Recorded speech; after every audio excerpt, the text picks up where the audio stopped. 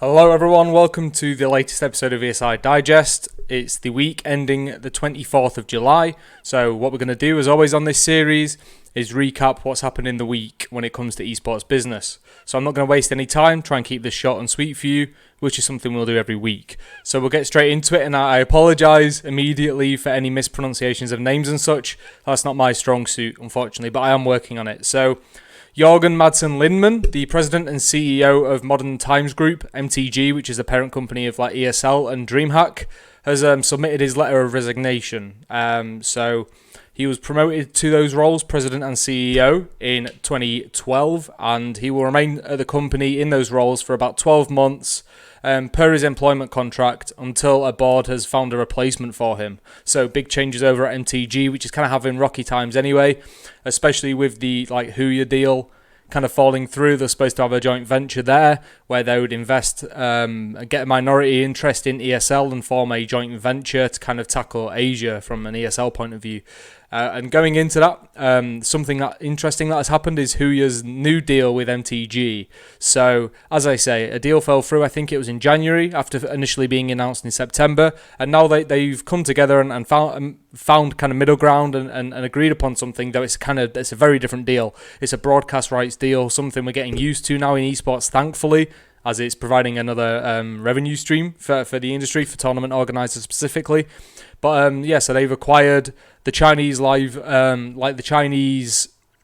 broadcast rights for 2020 in standard Mandarin along with other dialects and languages. So it'll be for the ESL Pro Tour in CSGO and major DreamHack events, as well as covering Dota 2 as well, like some of the events within that. So it'll cover like IEM and the ESL ones, and like the DreamHack Masters and other like prestigious events in the CSGO calendar, as well as some major Dota 2 events as well.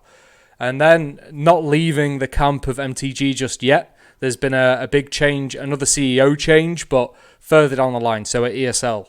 And that's Craig Levine, so the founder of Team 3D, back in 2003, I think it was, a legendary guy, complete veteran when it comes to esports. A lot of people say that, but he truly is one.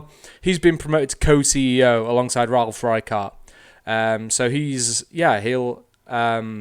he's replacing David Nykel, I believe is his name, as the co-CEO, who will serve as a senior advisor to the co-CEOs now. So major changes at MTG at the top level, as well as ESL. Nothing on DreamHack just yet, but I believe they've got co-CEOs kind of newly figured out on that front.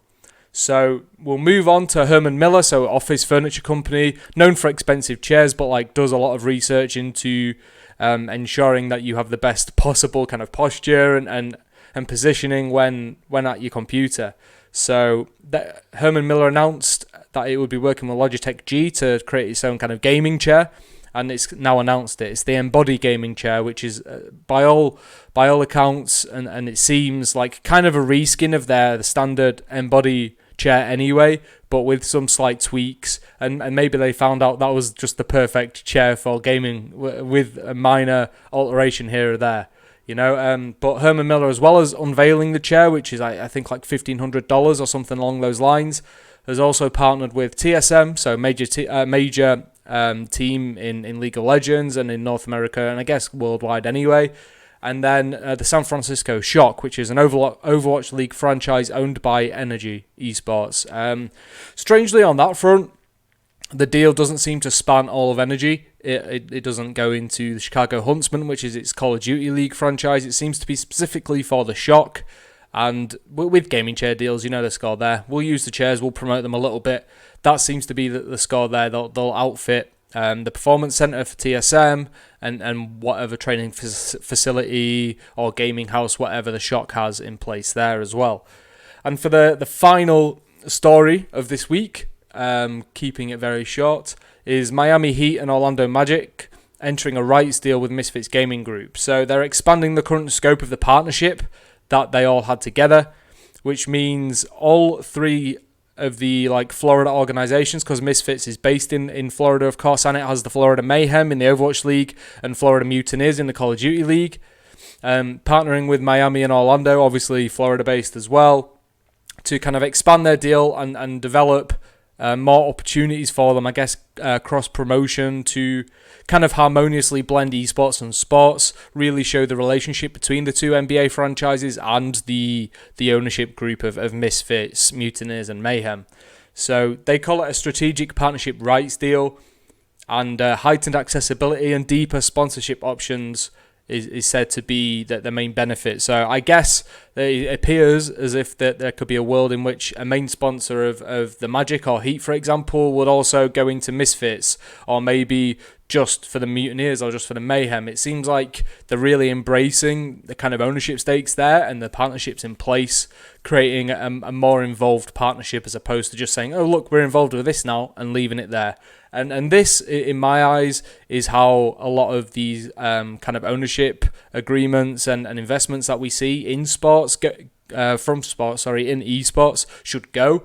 Like, if you're a big sports conglomerate, or you're a billionaire or something, or you're a big celebrity, you should be using the attention you have to put more eyes on esports, specifically the teams that you own.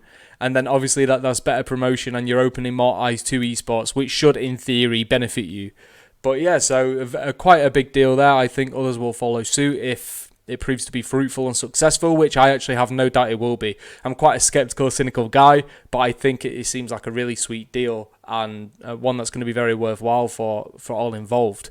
So that's the weekly wrap-up as part of ESI Digest. As always, if there's any improvements that you deem necessary, then of course let me know. If it's not on a platform you typically listen to podcasts, let me know. Of course it's on Anchor, which distributes to all the major platforms, and it's on YouTube, and there is a written version of the recap on esportsinsider.com every single Friday. Thank you very much for tuning in, and I'll catch you next week. Cheers.